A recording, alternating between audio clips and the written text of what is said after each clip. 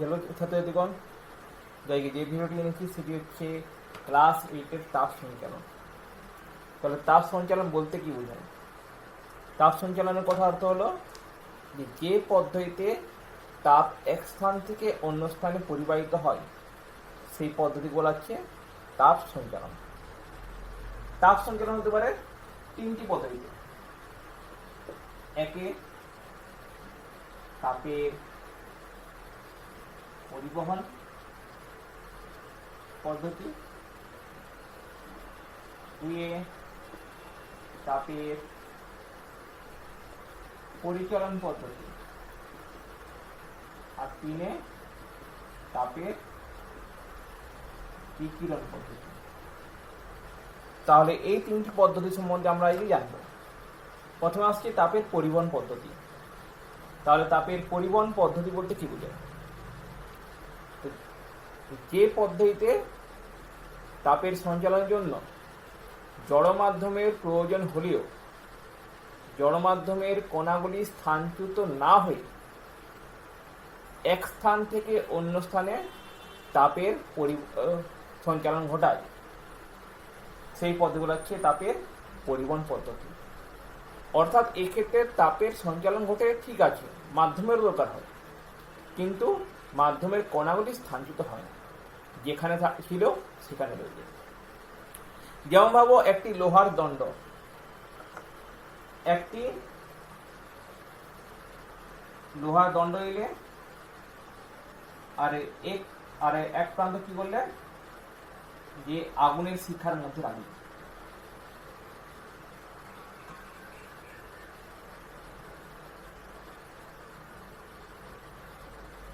তাহলে কিছুক্ষণের মধ্যে কি দেখাবে?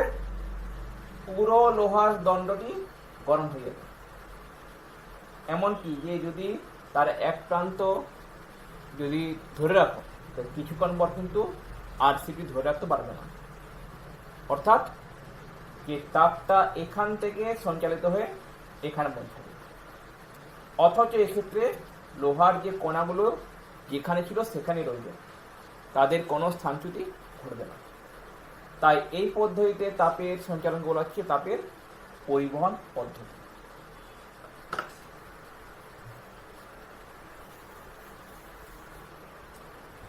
তাপের পরিবহন পদ্ধতি যখন হচ্ছে তখন কিছু পদার্থ আছে যেগুলো তাপ পরিবহন করতে সক্ষম হয়, যাতে বলা হচ্ছে তাপের সুপরিবাহী পদার্থ।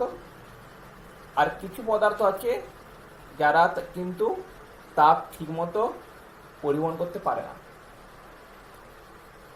তাদের বলা হচ্ছে তাপের কুপরিবাহী পদার্থ। সাধারণ ক্ষেত্রে যে কোনো ধাতু মাত্রই হচ্ছে তাপের সুপরিবাহী পদার্থ, অর্থাৎ ধাতু মাত্রই তাপ পরিবহনে সক্ষম। যেমন লোহা, তামা, অ্যালুমিনিয়াম,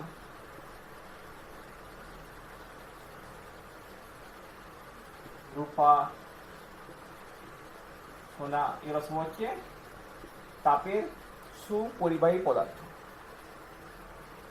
আর তাপের কুপরিবাহী পদার্থ মানে কি? যেসব পদার্থগুলো তাপ পরিবহন করে খুবই কম, অত্যন্ত অল্প, তাদের বলা হচ্ছে তাপের কুপরিবাহী পদার্থ। যেমন কাঠ,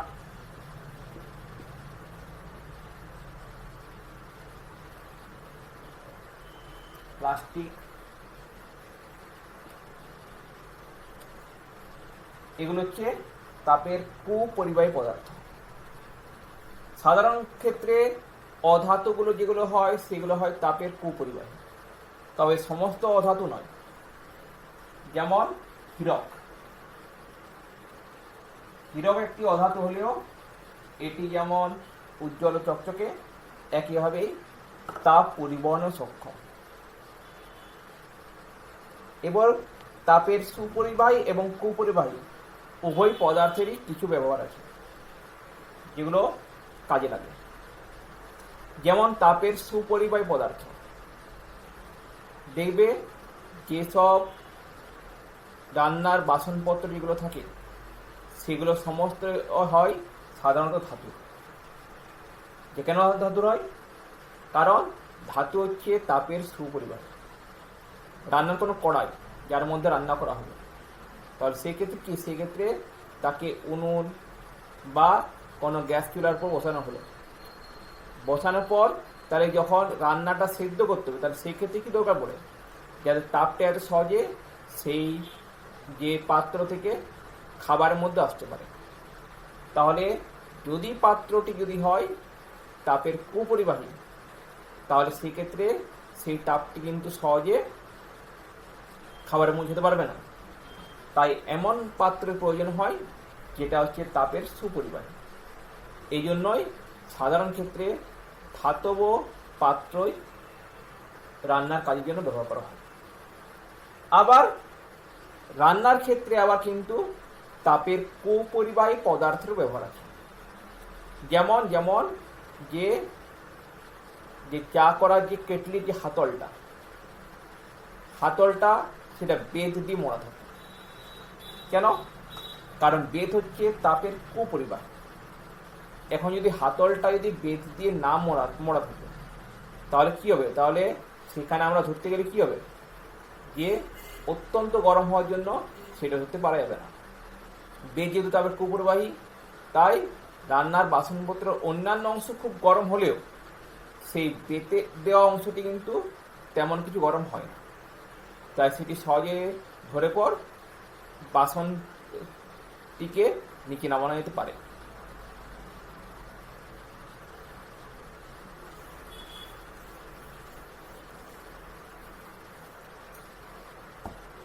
তাপের কুপরিবাহী আর একটা বলা হচ্ছিল বরফ। বরফ হচ্ছে তাপের কুপরিবাহী পদার্থ, কিন্তু সেটা বুঝবে কি করে? এটার জন্য একটা পরীক্ষা করে দেখতে পারো। একটি টেস্ট টিউবের মধ্যে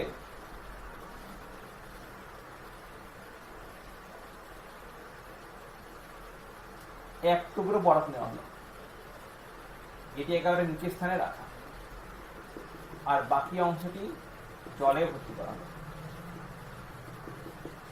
এবার এই টেস্ট টিউবটিকে উত্তপ্ত করা হবে।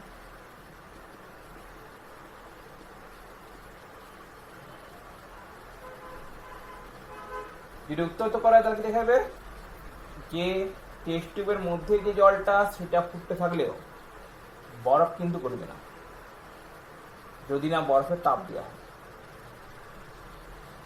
অর্থাৎ এখানে যে জলটা তাপ পাচ্ছে কিন্তু তাপটা পরিবহন হচ্ছে না, ফলে বোঝা যায় জল হচ্ছে তাপের কুপরিবাহী। আর জলের মতোই বরফও হচ্ছে তাপের কুপরিবাহী। যেহেতু বরফ তাপের কুপরিবাহী, তাই কুমেরু মহাদেশে অর্থাৎ আন্টার্কটিকা মহাদেশে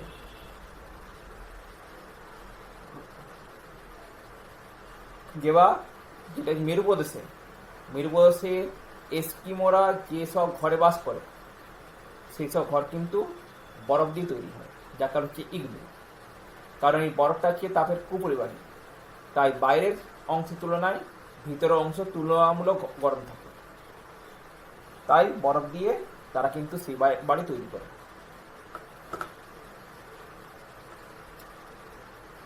আবার তাপের পরিবহনে আর একটা মজাদার যেটা পরীক্ষা আছে, সেটা হচ্ছে যদি একটি কাগজের ঠোঙা নাও,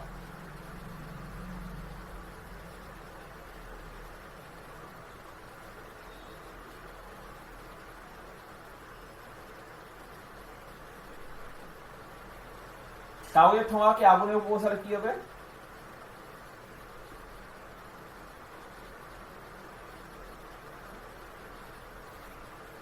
স্পষ্ট জানো? যদি একটা কাগজের ঠোঙাকে আগুনের উপর বসানো হয় তাহলে কি দেখাবে? কিছুক্ষণের মধ্যে ঠোঙাটি পুড়ে ছাই হয়ে যাবে। কেন? কারণ কাগজ হচ্ছে তাপের কুপরিবাহী, তাই তাপটা এক জায়গাতে কি দেখাচ্ছে? সঞ্চালিত, মানে কি যে সঞ্চিত থেকে যাচ্ছে। যেহেতু তাপটা এক জায়গায় সঞ্চিত থেকে যায়, তাই যেখানে তাপটা সঞ্চিত থাকছে সেখানে যে উষ্ণতা বাড়তে থাকে, আর উষ্ণতা বেড়ে এক সময় কি দেখা যায় যে কাগজের যে জ্বলনাঙ্ক সেই উষ্ণতায় পৌঁছে যায়। আর যেহেতু কাগজে জলনাঙ্গ বঞ্চি আছে তাই কাগজটা জ্বলে উঠছে। কিন্তু এই কাগজের ভিতরে যদি কিছু পরিমাণ জল দিয়ে পূর্ণ করে দাও, তাহলে দেখবে যে কাগজের ঠোঙার ভিতরে যে জলটা ফুটতে থাকছে কিন্তু কাগজ পুড়ছে না। অর্থাৎ কাগজের ঠোঙার ভিতরে জলটা কিন্তু যে ফুটছে। কেন? কারণ যখন এই কাগজের ঠোঙা যেটা তাপটা পাচ্ছে, তাপের কিছু অংশ কিন্তু কি দেখাচ্ছে জলের মধ্যে সঞ্চালিত করে দিচ্ছে। আর যেহেতু তাপটা এই জলের মধ্যে সঞ্চালিত হয়ে যায়, তাই কাগজের উষ্ণতা তার জ্বলনাঙ্কে পৌঁছাতে পারে না। আর যেহেতু জলনাঙ্কে পৌঁছাতে পারছে না, তাই কাগজের ঠোঙাটা জ্বলছেও না। এমনই আর একটা পরীক্ষা করতে পারো, এক টুকরো সুতলি দড়ি নিয়ে, যদি একটা দড়ি নাও, দড়িকে তো জলের মধ্যে, দড়িকে আগুনের মধ্যে ধরলে তো কি দেখবে যে সেটি জ্বলে পড়ে ছাড়িয়ে যাচ্ছে। কিন্তু সেই দড়িকে যদি একটি লোহার দণ্ডের উপর পেঁচিয়ে দাও,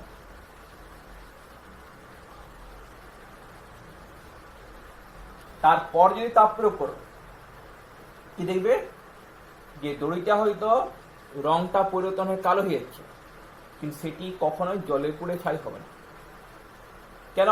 কারণ এক্ষেত্রে সে একই ব্যাপার, যে তাপটি এই দড়িটি পাচ্ছে তার অনেক অংশই এই লোহার দণ্ডে সঞ্চালিত করে দিচ্ছে। তাই যেহেতু লোহার দণ্ডের মধ্যে তাপটা চলে যাচ্ছে, তাই দড়ির যে উষ্ণতা কখনোই তার জ্বলনাঙ্কে পৌঁছাতে পারছে না, তাই সেটিও জলে পড়ে ছাড়াতে পারছে না। তার এটি হলো তাপের পরিবহন পদ্ধতি। এরপর আসছে তাপের পরিচলন পদ্ধতি। তাপের পরিচলন পদ্ধতি কি? তাপের পরিচলন পদ্ধতি বলতে বোঝাচ্ছে যে পদ্ধতিতে মাধ্যমের কণাগুলো নিজেরা অগ্রসর হয়ে তাপটা এক স্থান থেকে অন্য স্থানে সঞ্চালিত করে। অর্থাৎ এই পদ্ধতিতে মাধ্যমের কণাগুলো কিন্তু নিজেরা স্থানচ্যুত হচ্ছে, তারপরে তাপটা সঞ্চালিত করছে। এই পদ্ধতি বলা হচ্ছে তাপের পরিচলন পদ্ধতি। তাপের পরিবহন পদ্ধতি কিরকম? তাপের পরিবহন পদ্ধতি ছিল অনেকটা বলতে গেলে কি, যদি একটা জায়গায় দেখা গেল একটি হয়তো ব্রিজ বা একটা হয়তো বিল্ডিং তৈরি হচ্ছে, সেখানে অনেক মজুর হয়তো কাজ করছে। আর অনেক ক্ষেত্রে কি দেখা যায় যে যখন বালি, সিমেন্ট, পাথর এগুলো এক স্থান থেকে অন্য স্থানে পৌঁছানো থাকে, তখন সেই মজুররা পরপর এমন লাইন দাঁড়িয়ে থাকে যে একজন সেই সিমেন্ট পাথরের যেটা হচ্ছে পাত্রটি নিয়ে অন্য পাশের জনকে দিয়ে দিই, সেই তার পাশের জনকে দিই। এভাবে কি হয় যে সেই ইট হোক, সিমেন্ট হোক, বালি হোক, পাথর হোক, সেটা এক জায়গাতে অন্য জায়গায় পৌঁছে যায়, কিন্তু তারা যেখানে ছিল সেখানে রয়ে যায়। এটা অনেকটা তাপের পরিবহন পদ্ধতির মতো। কিন্তু যদি দেখা গেল যে মজুরের সংখ্যা, শ্রমিকের সংখ্যা কম, তাহলে সেক্ষেত্রে কি হবে? সেক্ষেত্রে একজনকে গতিশীল হয়ে গিয়ে পর অন্যজনকে দিতে হবে। তাহলে এটা হচ্ছে তাপের পরিচালন পদ্ধতি, যদি দূরত্ব খুব বেশি থাকে। আর এই পদ্ধতি দেখা যায় সেজন্য যে তরল বা গ্যাসীয় পদার্থের ক্ষেত্রে। পরিবহন দেখা যায় কঠিন পদার্থের ক্ষেত্রে মূলত, কারণ সেখানে যে কণাগুলির মধ্যে দূরত্ব হয় খুব কম, তাই তারা সহজেই তাপটাকে একটা অণু থেকে অন্য অণুতে সঞ্চালিত করতে পারে।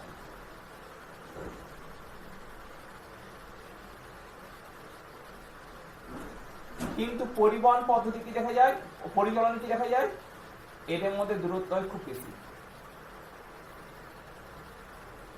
তাই তাপটাকে দিতে হলে কি করতে হবে, যে একটা অণুকে অগ্রসর হয়ে এর কাছে গিয়ে পর তাপটা দিতে হবে। যাকে হচ্ছে তাপের পরিবহন পদ্ধতি। যেমন দেখবে যদি কোনো কেটলিতে জল ফোটানো হয়, তাহলে কি দেখা যায়, প্রথমে কি গরম হয়, প্রথমে কেটলিটা গরম হয়, কেটলির তলদেশটা একটা পাত্রে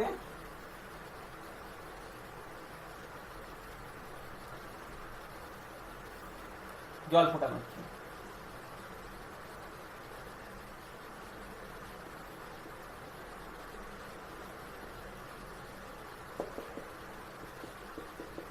প্রথমে পাত্রের তলদেশটি গরম হয়, এই অংশটি। এরপরে তলদেশটি গরম হলে তখন কি হয়, সে তার সংলগ্ন যেটি জল আছে, জলস্তর, তাকে গরম করে। তাহলে সেই জলস্তরটি যখন গরম হয় তখন কি দেখা যায়, সেই জলস্তরটি গরম হয়ে সেটি উপরে উঠে যায়। কারণ যখনই সেই জলস্তরটি গরম হচ্ছে তখন সেটি হালকা হয়ে যায়, আর হালকা হওয়ার জন্য সেটি উপরে উঠে যায়। আর উপরে যে ভারী জলস্তর, যে ঠান্ডা, সেটা নিচে নামে, সেটি আবার গরম হয়, উপরে ওঠে, তার উপরে জলস্তর নিচে নামে।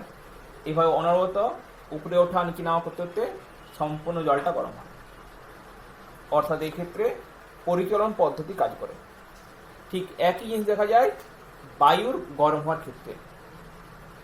যখন বায়ুমণ্ডল গরম হয় তখন কি হয়, তখন প্রথমে সূর্যের তাপে আগে ভূপৃষ্ঠ গরম হয়। ভূপৃষ্ঠ গরম হওয়ার পর সেই তাপটি যে ভূপৃষ্ঠ সংলগ্ন বায়ুস্তরকে গরম করে, সেই বায়ুস্তর হালকা উপরে উঠে যায়, আর উপরের যে ঠান্ডা ভারী বায়ুস্তর নিচে নামে, সেটি আবার গরম হয়, উপরে উঠে যায়, আর অন্য ঠান্ডা ভারী বায়ুস্তর নিচে নামে। এইভাবে অনবরত হতে হতে কি দেখা যায় যে সম্পূর্ণ বায়ু গরম হয়।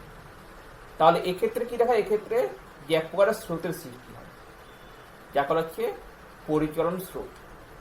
অর্থাৎ বায়ুটা প্রবাহিত হয়, এটা স্রোত, যাকে বলা হচ্ছে পরিচলন স্রোত। এই পরিচলন স্রোত হয় দু প্রকারের, একটা হচ্ছে সমুদ্র বায়ু, আরটা হচ্ছে স্থলবায়ু।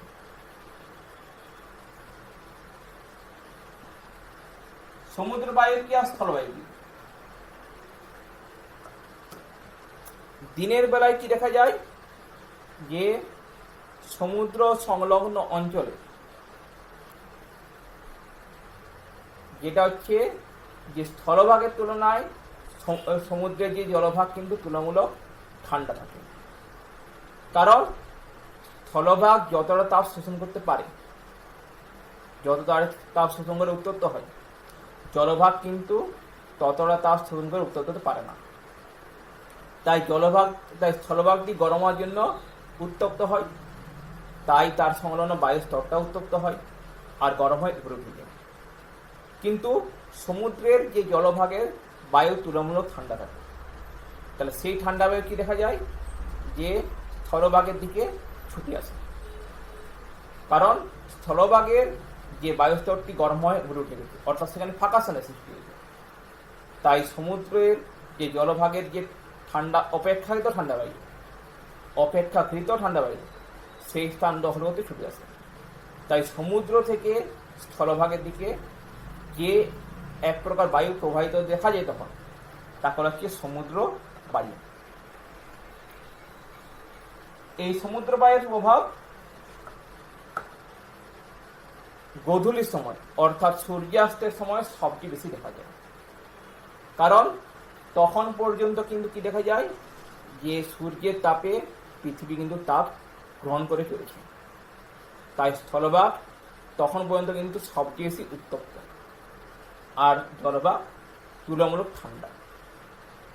এরপর যখন সূর্যাস্ত হয়ে যায় তখন কি দেখা যায় যে সমুদ্রের জলভাগ এবং পৃথিবীর স্থলভাগ দুটোই তাপ বর্জন করে। কিন্তু যে পদার্থ যত বেশি তাপ গ্রহণ করতে পারে সেই পদার্থ তত বেশি তাপ বর্জন করতে পারে। তাই স্থলভাগ যেমন জলভাগের তুলনায় বেশি তাড়াতাড়ি গরম হয়ে যায়, একইভাবে বেশি তাড়াতাড়ি ঠান্ডা হয়ে যায়। তাই কি দেখা যাবে এক সময় যে সমুদ্রের জলভাগের তুলনায় স্থলভাগ অপেক্ষাকৃত অনেক বেশি ঠান্ডা থাকবে। অর্থাৎ সমুদ্রের জলভাগ কিন্তু থাকবে অনেক বেশি গরম, তাই তার উপরে বায়ুস্তর গরম হবে। তখন সেই গরম বায়ুস্তর কি দেখা যাবে, যে হালকা উপরে উঠবে, আর স্থলভাগের অপেক্ষাকৃত ঠান্ডা বায়ু সেই স্থান দখল করতে ছুটে আসবে। অর্থাৎ স্থলভাগ থেকে সমুদ্রের জলভাগের দিকে এক প্রকার বায়ু প্রবাহিত হতে দেখা যাবে। এই বায়ুকে বলা হচ্ছে কি স্থলবায়ু। এই বায়ু প্রভাব সূর্যোদয়ের আগে অর্থাৎ ভোরবেলায় সবচেয়ে বেশি দেখা যায়। কারণ তখন পর্যন্ত কি দেখা যাবে, যে স্থলভাগ তাপ ছাড়ছে আর জলভাগ কিন্তু ততটা তাপ ছাড়তে পারছে না। এরপর আসছে বিকিরণ পদ্ধতি। বিকিরণ পদ্ধতি বলতে কি বুঝি?